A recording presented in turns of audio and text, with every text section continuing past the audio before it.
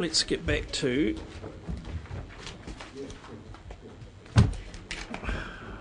Chairman. yes. In fairness to this group that have come from all over the country and have been working voluntarily for years, you couldn't give them an extension of time, but can it be clear? I was very clear at the beginning, Councillor. I'm asking you if you would make it clear that these people will be here and at the lunch break would be available for anyone to ask questions of. Is that okay? Absolutely, yes. Thank you. Yep. Thank you very much. Right. So back to decision making for the next 30 odd minutes. Well, should we just go through the agenda, Leanne? We can just we'll finish the hearing. We'll just go straight. We'll just go straight through the agenda.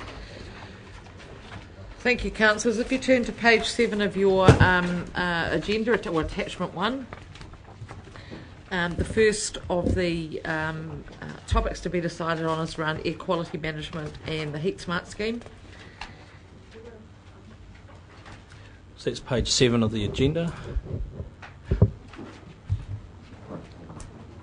The submissions there were generally in support of the work that's done by Council around Heat Smart, and there was a request that airsheds or developments outside the airshed should be monitored and controlled, and outdoor burning should be banned. That particular issue has been dealt with through the Regional Resource Management Plan. The recommendation would be no change to the annual plan, but to obviously acknowledge the support that's been given by the submitters to the continuation of the Heat Smart scheme.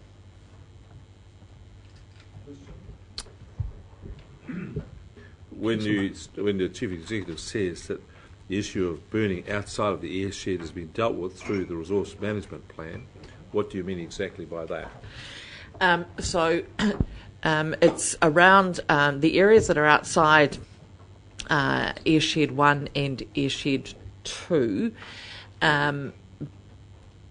There are requirements there around outdoor burning, requiring resource consents between May and September if they feed into the prevailing wind, and the science has shown that they feed into those areas. So that particular part is around the Hiratonga Plains in particular is covered by the RRMP.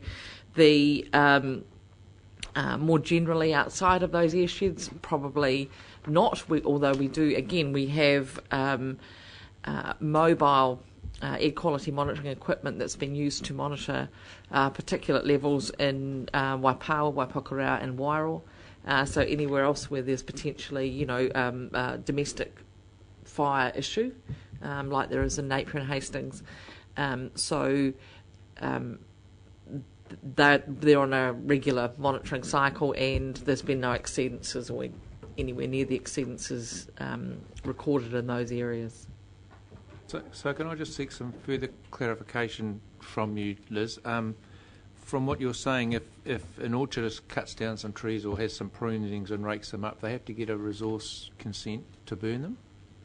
Between May and September, which is the time that when there's the greatest risk of exceedance of the PM10 levels as a result of domestic fires, and those are seen as contributing to that. Yeah. The rest of the time they'd adhere to the local authorities' fire management plan, which would be, so there's a fire ban, etc. Yeah. Could I just follow up on that, because Peter started carrying on to the track that I was intending to. The question that's raised is that we have a ban on certain fireplaces in Napier and Hastings to meet certain qualities. And then you stand outside and there's an enormous fire going on the Hiratonga Plains, and the smoke drifts across Hastings. And people have said to me, well, how do you make this out?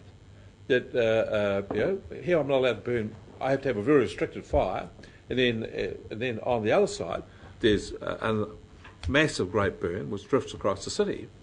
Now, I can't answer them that but what I think the answer is coming to is, are you saying that with the resource management application, is that specifically for the day, or is it specifically for the period?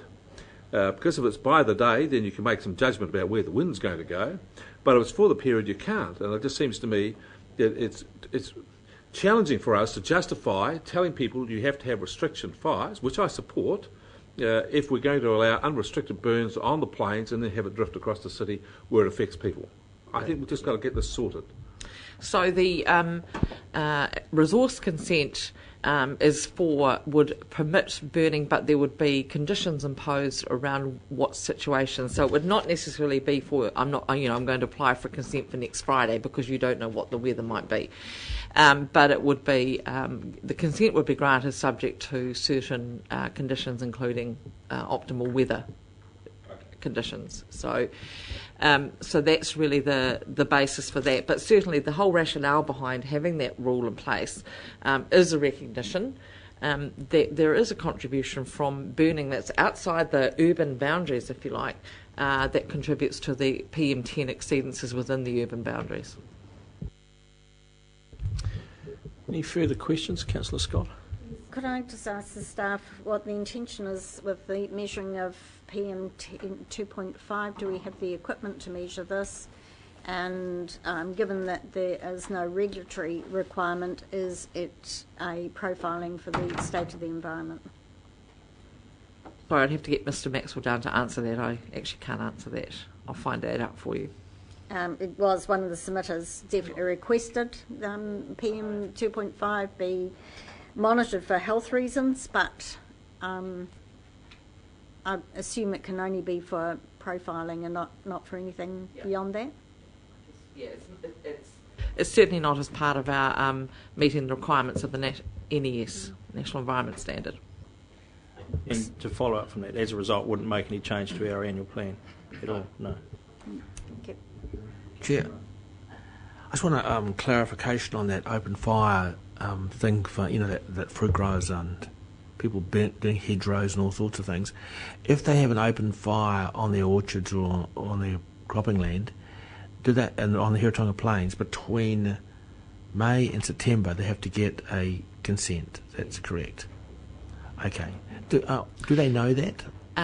Well, we certainly had significant discussion with all the primary sector groups when this rule was being developed, and they also submitted on that. And we do regularly remind people through our processes. I would say that the consent is for a controlled activity, which council can't decline, so it will be approved. But obviously, there are then conditions that will be subject to. It's also backed up by pollution hotline intervention and controls. Councillor Belton. The most substantive concern I heard expressed, certainly from DHB, it's also been raised by the Maori Committee, is this issue of targeting the program, the Heat Smart program, on those in greatest need. Are we convinced that we're doing everything within our scope of authority to give this program that kind of focus and visibility? Well, certainly you would also heard yesterday from the presenter from ECA, who also sort of reaffirmed that that's sort of the government's general direction of travel as well. So Mr Heaney, our Heat Smart manager, has been working with the District Health Board around that. There's been some changes to the funding. For people in those recognised categories, which essentially means that all that 100% of the funding has to be met by other than themselves. So he's certainly been quite proactive in that area. We're trying to get, say, 60% of the funding through the likes of Ministry of the Environment, and we should hear about that very soon, about whether or not he's been successful with that. So he's working hard with them to try and source some matching funding to help that out. Yeah. Councillor Pipe. Just on the solar heating aspect, it talked about solar heating being compulsory in new builds. Obviously, it's a lot cost effective to actually do it in the front end rather than to try and retrofit it. Is there any way we can progress that? The solar heating scheme, and we've just council made provision for that in its long-term plan, and carried it through to each of the subsequent annual plans, was contingent on a business case coming through from Hastings District and Napier City Councils. We keep in semi-regular contact with the relevant staff there about where that's at, and there's been no change really in their view probably over the last 18 months that at the moment it's not financially justifiable to for retrofitting. In other words, there's not a sound enough business case, but we've certainly kept it in place, and with the possibility that may change. Just follow up. Retrofitting is the obviously more expensive, but are we giving any incentives to people actually doing it in the new builds? No. There's been nothing come forward with that proposal either. We get close to the recommendation. I'll just get Leanne the help of some technology at some stage to put a suggested recommendation on the board that we can look at and modify as required.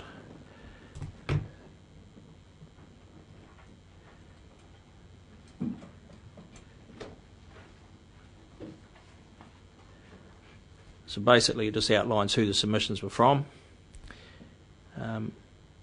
acknowledges and supports and agrees to support initiatives to promote and makes no changes to annual plan. And you're happy to move that, Councillor Scott? Happy to second that, Councillor Pipe? Just before we do that, any discussion? Any questions regard to that? Okay, you wish to speak? Wish to speak? Anyone wish to speak? Put that motion in. All those in favour, please say aye. Contrary, no. Carried. Thank you. The decisions or the topics on pages 8 and 9 were decided yesterday. So we can move to page 10, which is economic development and tourism. Let's talk about that.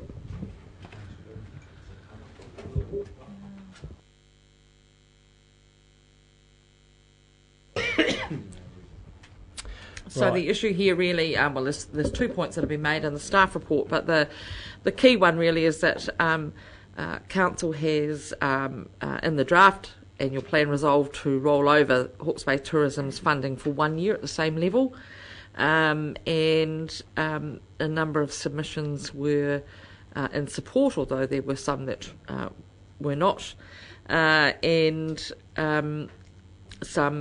a point of submission really about the about Wairoa as well, and there wasn't any verbal presentation on that. Mr. Chairman, can I just ask, do I have to declare interest being a director of Hawke's Bay Tourism? I have? Yeah, you have, yeah. So do you have any further questions?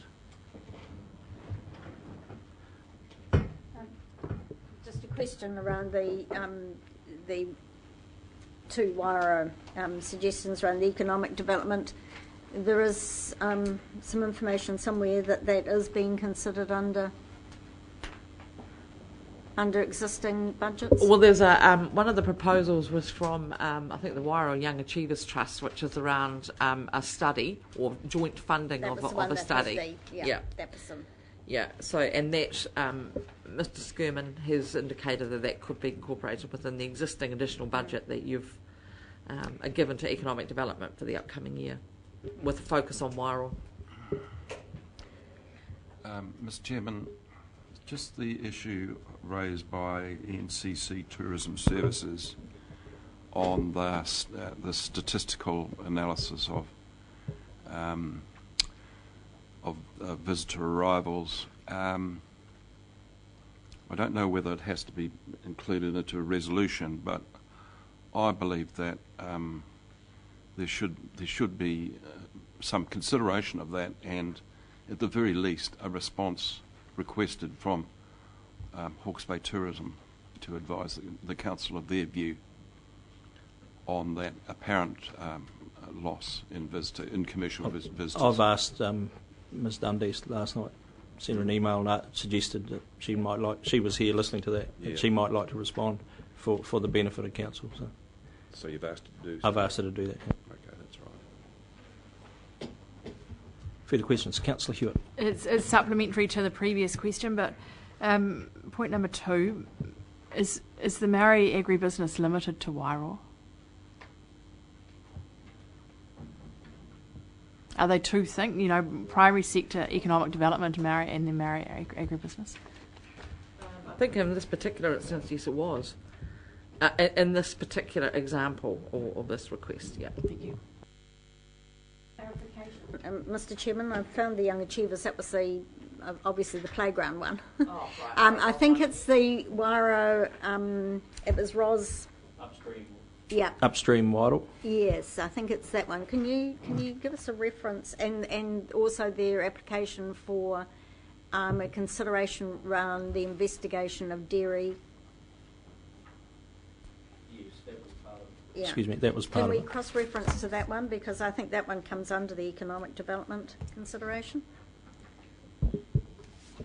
Isn't it raised? Page 20, Yeah, 20, of yeah. the agenda is the Wairoa District Council Economic Development Team request. Yeah. So sorry, I did put you wrong with the upstream or Young Achievers ones. So they've specifically requested funds to research the decline of dairying in the Wairoa area. I think that it's Mr. Skirman has noted that as part of his work program for the upcoming year, he will be focusing on an economic analysis of the Wairoa district, and dairying will likely form a part of that, but it's not exclusively going to be a focus on that. Should the resolution not note that? I think it should personally. This one, Yes. or the one on the one on page 20. The one on page 20. There's we one. could do that. There's one coming. All right. Well, if we're dealing with that separately, that's Yeah. fine. Separate issue. Perhaps then we could remove this one from this particular one, because we end up with a bit of a contradiction.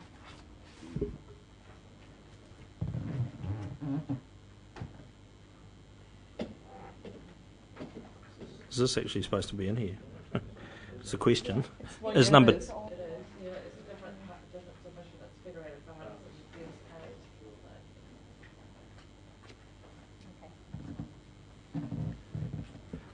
Can you make that a bit bigger, please?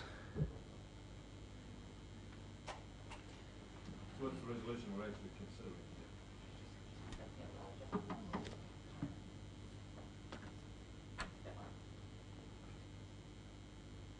Makes no change.